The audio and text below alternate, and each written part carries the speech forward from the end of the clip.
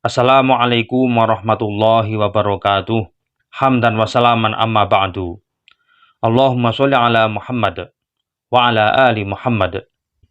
Saudaraku sekalian, dimanapun Anda berada, semoga kita semua selalu dalam kesehatan baik jasmani maupun rohani.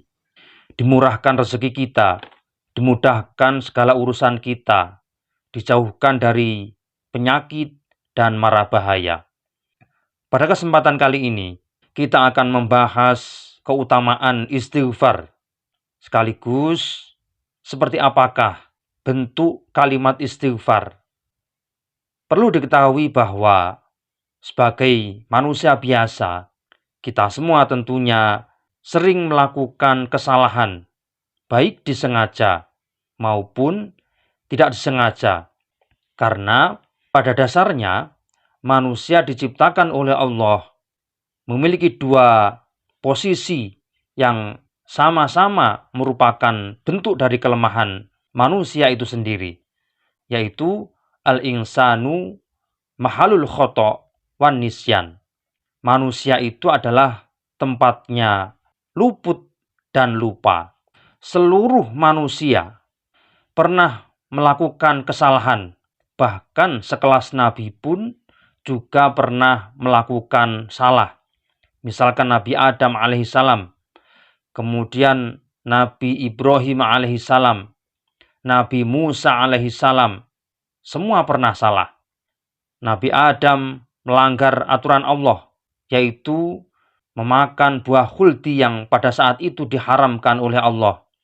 Kemudian Nabi Ibrahim alaihissalam juga pernah berbohong pada saat membawa Ibunda Hajar. Di perjalanan beliau dihadang oleh segerombolan penjahat, lalu beliau berbohong. Padahal berbohong ini merupakan dosa besar bagi para nabi. Kemudian Nabi Musa alaihissalam pada saat masih bujang juga pernah membunuh seseorang, yaitu kaum Kipti atau suku Kipti. Kecuali Rasulullah Muhammad SAW yang tidak pernah bersalah.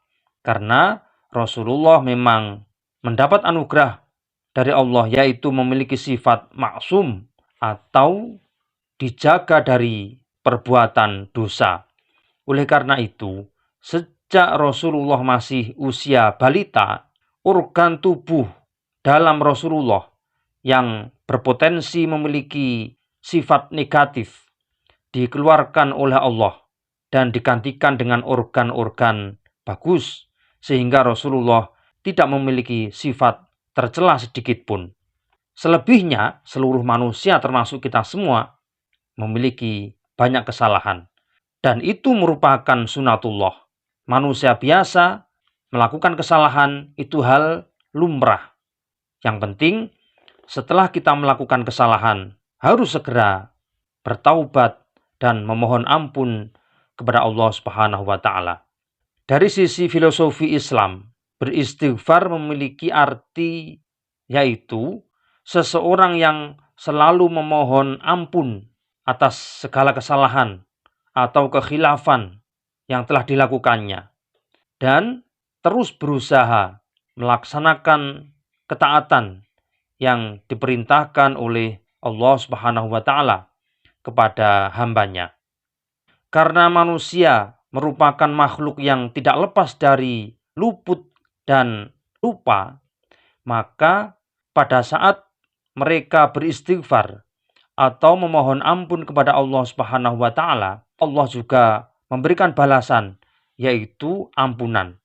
Allah tersenyum jika ada manusia mau bertaubat, mau beristighfar, dan mau berdoa kepadanya.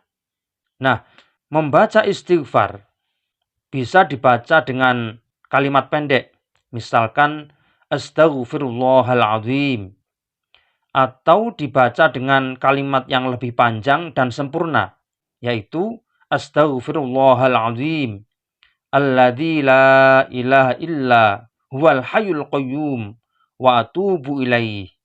Jadi silahkan diamalkan, baik dengan lafadz yang pendek ataupun lafadz yang panjang. Lalu apa manfaat kita beristighfar. Ada beberapa manfaat yang muncul pada saat kita rajin beristighfar atau memohon ampun kepada Allah Subhanahu wa taala. Yang pertama, kita membersihkan jiwa raga kita, yaitu membersihkan dosa-dosa kita yang pernah kita lakukan, baik kita sengaja maupun tidak kita sengaja.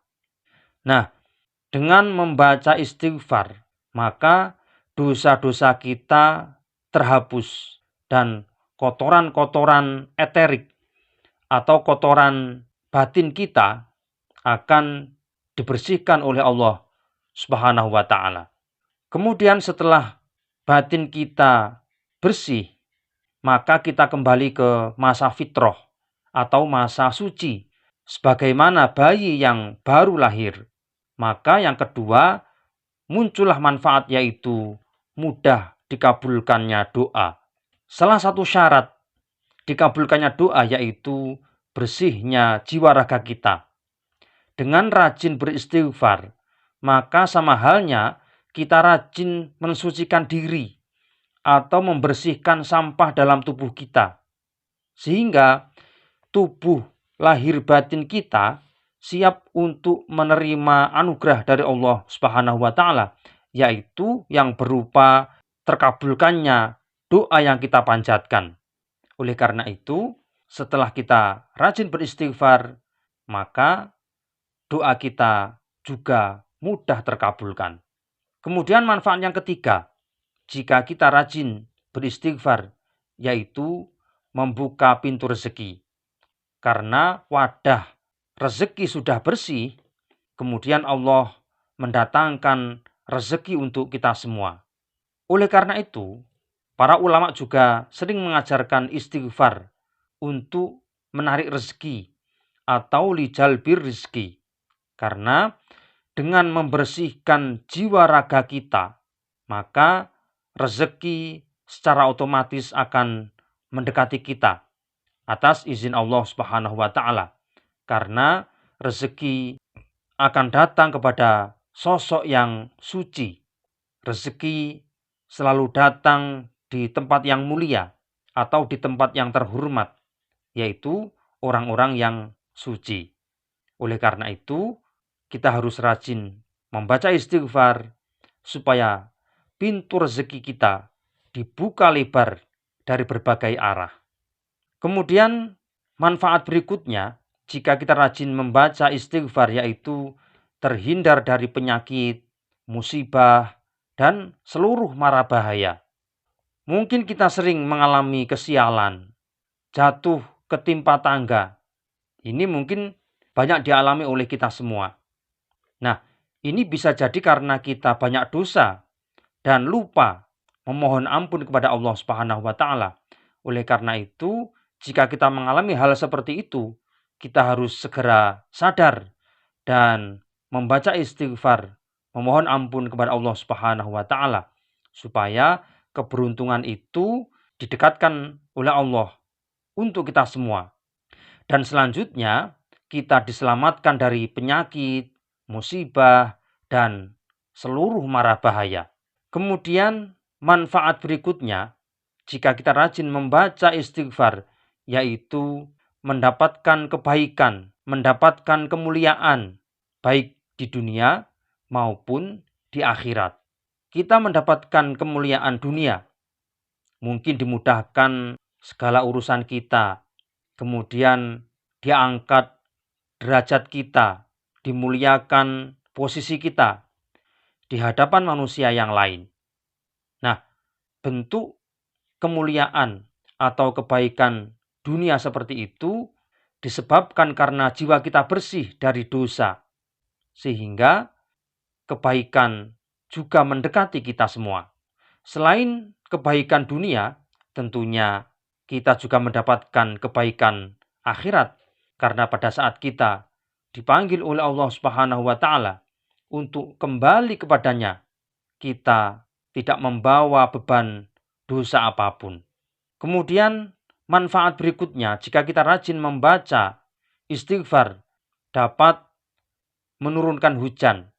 Oleh karena itu, pada saat kita sholat istisqa, atau sholat meminta hujan pada musim kemarau, ini dianjurkan untuk memperbanyak membaca istighfar.